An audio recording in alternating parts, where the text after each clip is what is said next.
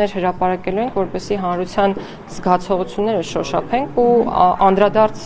ունենանք, այսինքն կարծիքներ հավաքենք, փոփոխենք եւ դրանք նույնպես քննարկվելու են խորհրդի հետ համատեղ։ Այսինքն սա դինամիկ գործընթաց է, որը նաեւ տևող է եւ հրապարակումից հետո չի նշանակելու հրապարակումը, որ աշխատանքները այդ կետում ավարտվում են, այլ նշանակում է հակառակը, որ աշխատանքները նոր տեմպով շարունակվելու են։ Այսինքն դեռ հանրային քննարկումներ եւ այլն։ Այո, միանշանակ, առանց դրա չի կարող լինել։ Մարդկանց կարծիքն ենք նաեւ լսում ու հետ են գնում նորից քննարկում եւ այլն։ Օրինակ մարդիկ դիմադիրները եւ ոչ միայն կոնկրետ շատ խիստ քննադատում են այդ անկախության հռչակագրի չլինելու հարցը, որ Նիկոլ Փաշինյանն արդեն հայտարարել է, որ իրենք դեմ են դրան։ Դուք օրինակ խորհուրդ պատրաստվում այդ հարցը քննարկել։ Մենք բոլոր հարցերը քննարկել ենք։ Օրինակ բոլոր հարցերը քննարկվելու են խորհրդում են հավաքված մարդիկ, որոնք ունեն շատ տարբեր կարծիքներ եւ մենք պարտավոր ենք լսել յուրաքանչյուրի կարծիքը, բայց վերջում ինչպես կորոշվի ամփոփել նախագիծը, դա կմնա եւ նորմալ է, որ մնա կառավարության հայեցողությանը եւ դրանից հետո կրկին որոշողը լինելու է Հայաստանի Հանրապետության քաղաքացի։ Եվ հարցելու վերջ, էսելու ավարտում եմ ես այս թեման, ընկերներ կներեք։ Հա, Տիկին Գալյան, իսկ երբ այսպես է, չի կարծես թե առաջին օղակը որտեղ պիտի հաստատվեր քվեարկեին, համաձայնական բարեփոխումների խորհուրդն էր, որը որոշմամբ ստեղծվել էր, լուրջ կառույց է, այսպես։ Ու Նիկոլ Փաշինյանը մինչև խորհրդի հաստատելը արդեն հայտարարում է, որ իրանք կողմ են, իրենց թիմը որ մեծամասնություն է, իշխանություն է, որ չլինի անկախության հռչակագրին հղում նոր նախագծում։ Սա օրինակ ճիշտ է, երբ իր որոշումը մինչև խորհրդի քվեարկությունը հայտարարում արդյոք չի նշանակում, որ այդպեսով ազդեց խորհրդի կարծիքի վրա։ Չազդվեն, հիմա ասենք ինչ տա։ Ես ուզում եմ հասկանամ, էլի, տեսեք, դուք այնպես եք ներկայացնում կամ ամեն դեպքում իմ ականջին է այդպես հնչում, որ երբ որ մենք տեքստը հրապարակեցինք կամ հիմա եթե արվում են հայտարարություններ, վերջ։ Արվում են քաղաքական հայտարարություններ, վարչապետը քաղաքական պաշտոն զբաղեցնող անձ է, իրավունք ունի հայտարարել այն, ինչ ճիշտ է գտնում։ Խորհրդի անդամներն են, իրավունք ունեն հայտնել իրենց կարծիքը հրապարակայնորեն այդ թվում, եւ ես նախորդ անգամ նշեցի, որ խորհրդի նիստերը բաց են, կարող եք գալ եւ լուսաբանել, եւ ցանկալի է գաք եւ լուսաբանեք իրականում, բայց հաճախ չեք գալիս։ Հա, իդեպ, ինչի չեք գալիս։ Ամեն ուրբաթ լինում է, չեմ կարող ասել երբ է լինելու, բայց ինձ թվում է սահմանադրության ամբողջ տեքստը եւ ձեզ պետք է հետաքրքիր լինի եւ հանրությանը եւ ձեր միջոցով մենք հանրության նաեւ պետք է տեղեկացնենք, թե ինչ է արվում։ Սրա մասին է խոսքը։ Դե նայես դուք ինչն եք համարում հեղափոխական փոփոխություն։ Եթե օրինակ կառավարման կարգի փոփոխությունն է ընկալվում որպես հեղափոխական, այո, կառավարման կարգի փոփոխություն չի նախատեսվում, որովհետեւ պարլամենտարիզմը ժողովրդավարության լավագույն դրսևորումն է մեր ընկալման։ Տիկին Գալյան, ես երեկվա միջադեպին եմ ուզում անդրադառնալ, բարոյական կողմը մի կողմ թողնենք, բայց այնտեղ երեխա կար նստած եւ Նիկոլ Փաշինյանը գոռում էր այդ երեխայի ներկայությամբ։ Այստեղ երեխայի իրավունքների խախտում։ Ես չեմ ուզում որակումներ տալ եւ դրա իրավունքն էլ չունեմ, բայց եթե չեմ սխալվում, հաջորդի վարչապետը հրապարակում է արել այդ միջադեպի հետ կապված եւ կարող եք օրինակ մեջբերել վարչապետի հրապարակումը ինչի մասին է խոսքը ներողություն խնդրելու մասին։ Հիմա դա հարց է, թե պնդում է, թե ինչ է։ Ես հայտնվեիք, ինչ կանեիք, այդ ներողությունը կընդունեիք որպես նաև մայր։ Ես կմտածեի ինչ անել եւ նույնն էլ խորհուրդ եմ տալիս այդ կնոջը։ Ես չեմ կարող որևէ որակում տալ այն երևույթի մասին, որը տեղի է ունեցել եւ գնահատականը միջադեպին տվել է հենց վարչապետը, ավել որևէ բան չեմ կարող։ Բայց նախարարը ստվերում են իրավիճակը, որ տեղի է ունեցել, Տիկին Գալյան, տեսեք, բռնության ակնհայտ իրավիճակ էր, երբ որ երեխան բախորած կպել էր մորը եւ այդ շատ լավ պաշտպանության մեխանիզմներ նախատեսված են։ Տիկին նախարար, իրեքի երկու անգամ ուրախ ավտոբուսի մեջ չեք, ինչ է կատարվում։ Ինչ է ներողություն իրավիճակը ներկայացնում ասում եք շատ լավ։ Ես իրավիճակի մասին չէի ասում շատ լավ, ես խոսքը ավարտելուն էի ասում շատ լավ, այո, գուցե ճիշտ է կամ այսինքն շատ լավը տարբեր ձևերով կարող է մեկնաբանել եւ այլևս խնդրում եմ չմիջամտել այն դեպքում, երբ ես խոսում եմ։ Չէ, սա չէ բազմիցս եւ պետք է հարցեր։ Ուրախ ավտոբուսի վերջի շրջանի շրջակայությունից դուրս եք մնում, ինչն է պատճառը։ Չէ, դուրս չեմ մնում եւ եղել եմ, ուշադիր չեք եղել։ Տիկին նախարար քիչ առաջ հարցադրում արեցի նաև արտգործնախարար նախարար պարոն Արադ Միրզոյանին, ձեզ նույնպես ուզում եմ ուղղել։ Ռոբերտ Քոչարյանը հաճախ է նշում, որ հետամուտ է լինելու արցախահայերի վերադարձի իրավունքի իրացմանը, որպես մասնագետ խնդրում եմ ասեք, ինչ է ենթադրում միջազգային իրավունքում վերադարձի իրավունքը եւ ձեզ արդյոք հայտնի են այդպիսի ժողովուրդներ, հանրություններ, որոնք երբևէ օգտվել են վերադարձի իրավունքից։ Ճիշտն ասած, չգիտեմ ինչ նկատի ունի ասողը եւ կարծում եմ, որ լավագույն տարբերակը իրեն հարցնելն է, թե ինչպիսի բովանդակություն է պարունակում ասվածը եւ օրինակ ինչպես է ինքը պատկերացնում դրա իրացվելը։ Այսինքն եթե կան իրավական մեխանիզմներ, գուցե դրանք կան, ես չեմ ժխտում, բայց կարծում եմ, որ արժե դրանց մասին հրապարակային խոսել։ Այսինքն հիպոթետիկ ցանկությունների բարձրաձայնումը կարող են բոլորը անել, բայց կոնկրետ ճանապարհային քարտեզի տեսքով ասվածը ներկայացնելը Տիկին նախարար, միջազգային իրավունքում կա այդպես իրավունք, դա է ուզում ճշգրտել, վերադարձի իրավունք։ Չեմ կարող ասել։ Վերջին հասարսուր դեպքը 1 տարեկան երեխային, որ խորթմայրը ծեծել էր, հիմա կալանավորված է, հնարավոր է նմանատիպ դեպքերը գոնե կանխելու կամ չգիտեմ, թիվը նվազեցնելու համար քրեական օրենսգրքում փոփոխություններ իրականացնեն պատժի փոփոխության հետ կապված, որը կարող է չէ որոշակի առումով նաև այս իրավիճակները մեղմացնի։ Ախր առանձին դաշնությամբ սպանության համար նախատեսված է ընդհանուր մինչև ցմահ ազատազրկում։ Այսինքն դրանից ավել ինչ նախատեսվի քաղաքականություն մշակող մարմնի կողմից։ Մապատիչ նախատեսվի։ Չէ, ես ձեզ նորություն պետք է ասեմ, որ Հայաստանը եւ Եվրոպական միությունը եւ Եվրոպայի խորհուրդը մապատիչ ձեռքգոտի են եւ մարդու իրավունքների եւ ազատությունների վերաբերյալ կոնվենցիան դրա լրացուցիչ արձանագրությունը մասնավորապես արգելում է մահապատիժը։ Բայց նման դեպքերի կանխարգելման համար ինչ աշխատանքներ են տարվում։ Վերցիկնորություն ասեմ դրա Մեր գործընկերություն։ Տիկին նախարար, վերադառնալով կրկին մետրոյի միջադեպին, վարչապետը անվտանգության մեծաթիվ աշխատակիցներով, թիմակիցներով մտնում է վագոն, քաղաքացու կամքին հակառակ փորձում է ինչ-որ առարկա, այս դեպքում Հայաստանի Հանրապետության քարտեզի լոգոն, տարբերանշանը առաջարկել, քաղաքացին մերժում է, վարչապետը շարունակում է պնդել, սա չեք կարծում, որ այդպես մեծ թվով ախրանիկներով կնոջ երեխայի նկատմամբ այնուհանդերձ հոգեբանական բռնություն է գործադրվել։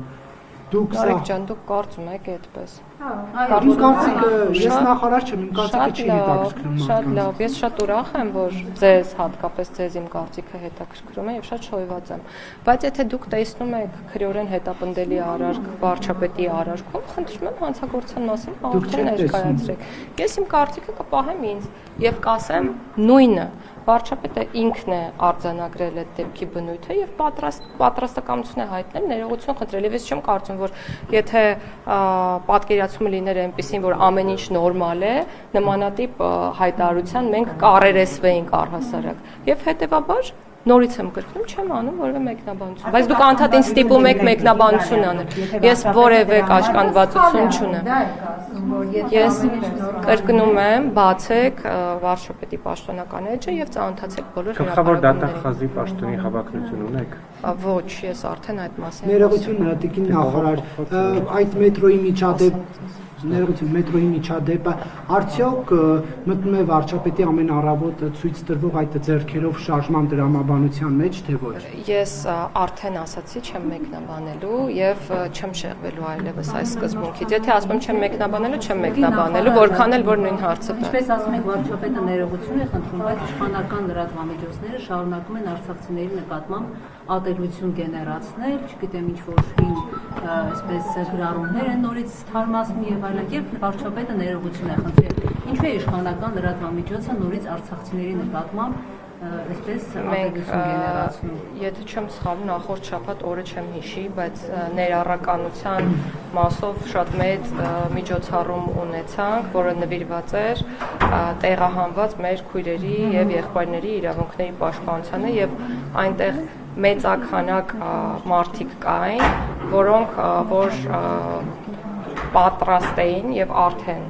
բնակություն էին հաստատել Հայաստանի Հանրապետություն եւ օգտվում են այն սոցիալական ծրագրերից, որոնք առաջարկում է հենց կառավարությունը եւ այդ ամենում ես ոչ թե ատելություն նկատեցի իշխանության կողմից կամ առհասարակ վարած քաղաքականության տեսանկյունից, այլ ընդհակառակը հոգատարություն եւ մեծ խնամք եւ մեծ ցանկություն աջակցելու։ Եվ հետեւաբար խնդրում եմ այլևս չփորձել այնպես մեկնաբանել, որ տեղահանված մեր քույրերի եւ եղբայրների նկատմամբ կարող է որևէ կետում ատելություն գեներացվել, ընդհակառակը կառավարության բոլոր ծրագրերը միտված են հոգատարության ու խնամքի դրսևորմանը։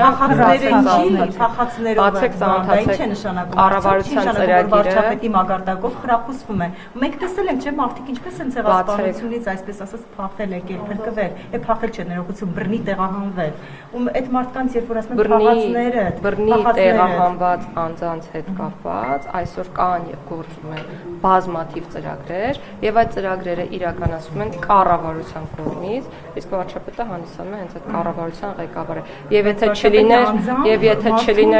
իրականության հետ դա կապ չունի, մարդիկ չեն։ Դուք նույն երևույթի մասին եք խոսում։ Ուզում եմ ասել, ես չեմ մեկնաբանել, չէ, Նիկոլ Փաշինյանը եւ ճեպազրույցում եւ երեկելներով այդ հանդիպումները ամփոփելիս շատ ուղիղ ասում է, որ եթե քաղաքացիական պայմանագիրը չվերընտրվի, սեպտեմբերին պատերազմ կլինի։ Սա ուղիղ սպառնալիք չի ընդունվում։ Քաղաքական հայտարարություն է։ Պայմանավորվել է, պարոն Մինասյանն էր ասում Արծվիկ, այդ նույն բառը Պաշարով ինչ դուք ասացիք։ Տեսեք, քաղաքական հայտարարություն է ընդհանրը եւ վերջի, որը կրկին մեկնաբանել։ Դրա ինչն է քաղաքական հայտարարություն։ Նախ դրանից առաջ Թողեք հարցին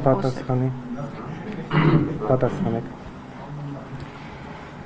Խոսքը խաղաղության, հաստատված խաղաղության եւ այն փայփայելու մասին է, իսկ այն հայտարարությունները, որոնք հնչում են ընդդիմադիր դաշտի կողմից, մեր ընկալմամբ չունեն այլ որակում, քան խաղաղությունը վտանգող հանդիսանալը։ Հետևաբար քաղաքական դեմքերը ազատ են անել քաղաքական հայտարարություններ եւ այդքան։ Հիմա դա հիբրիդային պատերազմ չէ, որ մարդկանց վախեցնում է, որ ԿՊ-ին ընտրեն։ Չէ, կոնկրետ պատճառաբանությունը բերում է հարգելի գործընկերներ, թույլ տվեք միջամտել ձեր խոսքին եւ ասել, որ վարչապետը հայտարարում է այդ համատեքստում, որ մի շարք քաղաքական ուժեր պատրաստվում են ռևիզիայի ենթարկել խաղաղության օրակարգը։ Վարչապետի խոսնակի դեր ստանձնես մենք։ Վարչապետի խոսնակի դեր ստանձնող, պարզապես հարցադրումը անում ենք, ես էլ լրացնում եմ ձեր հարցադրումը։ Իրական շնորհակալ եմ եւ այնուհետեւ, եթե ես չեմ սխալվում, շարունակվում է միտքը հետեւյալ ուղղությամբ, որ դա պատերազմի դուռ բացելու վտանգ է պարունակում։ Այո, դա այդպես է մեր ընկալմամբ եւ Կարող ենք ասել, որ Ադրբեջանի համար նախընտրելի թեկնածուն Հայաստանում քաղաքացիական պայմանագիր։ Գիտեք, դուք ինչ ուզում եք կարող եք ասել եւ այդքան էլ։ Տիկի Գալյան, ճիշտում էլ Անա, կներեք ու վերջ իմ թեմայից էր։ Երևի դուք սրան պատասխանել եք, կներեք, եթե ես չեմ լսել։ Երբ քաղաքացիությունը Դանիել Հովհաննիսյանն ու Արտուր Սարգսյանց առաջարկում են կամ քննարկել են, նախկինում են առաջարկել եկեղեցու հատուկ կարգավիճակը սահմանադրությունից հանել, դու դրա կողմնակցեք։ Մենք մեր տեքստում եկեղեցու կտորը այնպես կա նախատեսված, ինչպես այսօր է։ Տիկին Գալյան, քրեակատարողականների մասով դուք անընդհատ նշում եք, որ ապագայում փոփոխություններ ունենալու, այսինքն Նուբարաշյանի մասով մենք առաջիկայում չենք տեսնում, հստակ ժամկետներ նշվում են, Նուբարաշյանը երբ չենք տեսնում։ Իրականում մեզ համար էլ որքան շուտ, այնքան լավ տարբերակն է գործում, բայց դրա համար իրականում բավականին մեծ ֆինանսական ռեսուրսներ են պահանջվում եւ այս պահին բանակցում ենք մասնավոր ընկերության հետ, հասկանալով թե ինչպիսին է լինելու գնառաչարկը, որպեսզի կողմնորոշվենք, թե որ տարբերակին ենք ավելի հակված, բայց վստահաբար այդ ուղղությամբ աշխատում ենք եւ առաջիկայում որոշումը արդեն թղթին հանձնված կունենանք եւ կգնանք Նուբարաշյանը փակելու ճանապարհով։ բայց քանի որ նոր շենքի կառուցման կամ առնվազն վերակառուցման հետ են գործ ունենալու, առաջիկա 2 տարիները պետք է նկատի ունենալ։ Իսկ մյուս քրեակատարողականները պատրաստ են լինելու արդյոք Նուբարաշենի մարդկանց տեղափոխելու, այսինքն ոնց է մարդկանց նոր քրեակատարողական հիմնարկը ծավալային առումով պետք է պարունակի այն քանակակազմը, որը բավարար է, որպեսզի Նուբարաշենը այլևս գոյություն չունենա։ Այսինքն Նուբարաշենի քանակությամբ, Նուբարաշենը որքան անսպասարկում է, այդքան կամ ավել քանակությամբ ըստ էության 700 մարդու մասին է խոսքը, բայց մենք փորձելու ենք ծածկել 1000-ի խնդիր, իհարկե նաև զուգահեռաբար մենք ուզում ենք, որ ավելի շատ քրեակատարողական հիմնարկներ լինեն, որոնք ունենան բաց ու կիսաբաց ռեժիմներ։ Այսինքն այն կգործի մինչև նոր շինության կառուցումը։ Այո, դեռ կշարունակի գործել, բայց կփորձենք ապավել նվաստան հարաբերությունները։ Իսկ համաներման իրականացում դիտարկվում է թե ոչ։ Ոչ, որովհետև այն կարծիքն ունենք, որ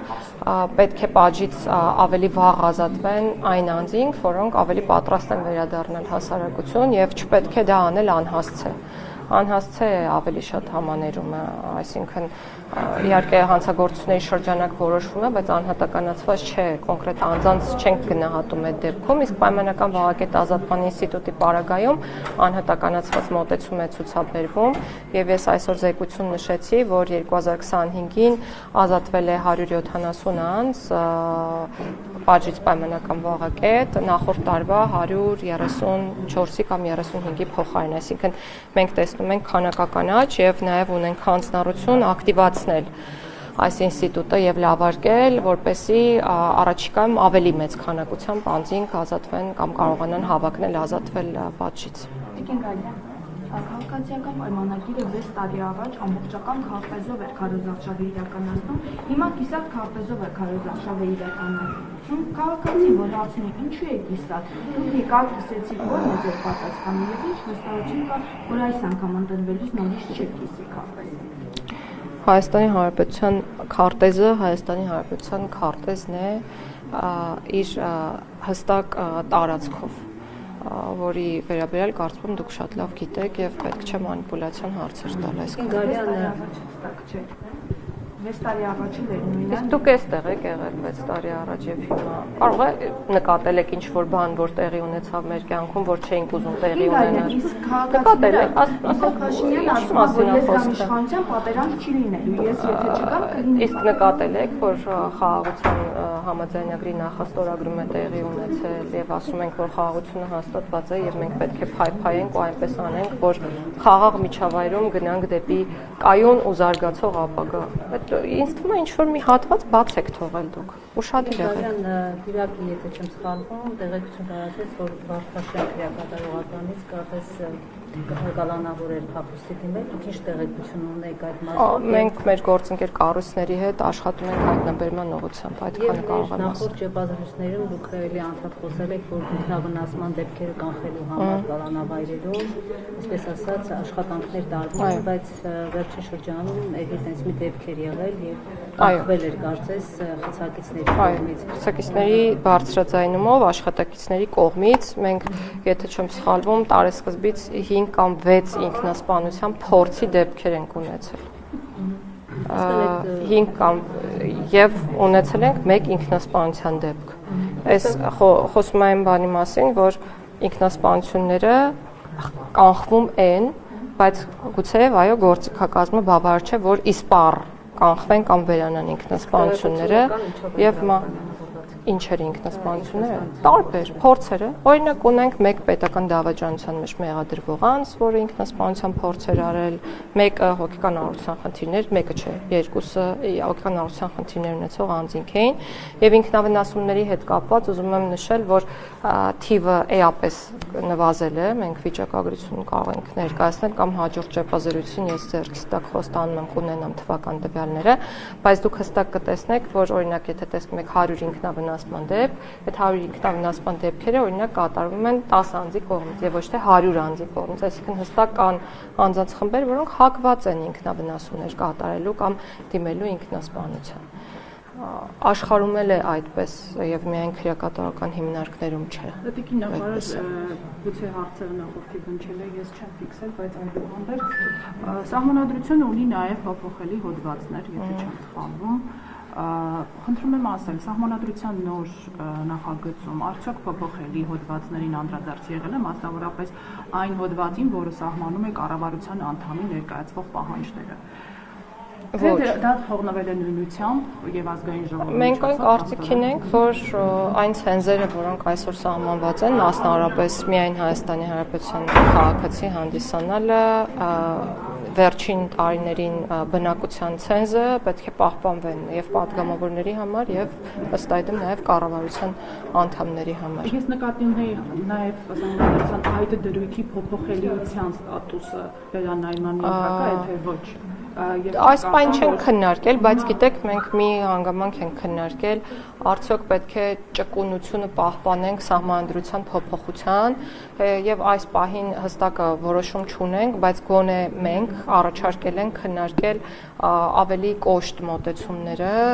օրինակ հնարավորություն ենք առաջարկել փոփոխություններն իրականացնել երկու գումարման ազգային ժողովների կողմից, որպեսզի հեշտ փոփոխություններ հնարավոր չլինի իրականացնել, բայց սա թեզ է, որը դեռ չի քննարկվել, կքննարկվի ապագայում։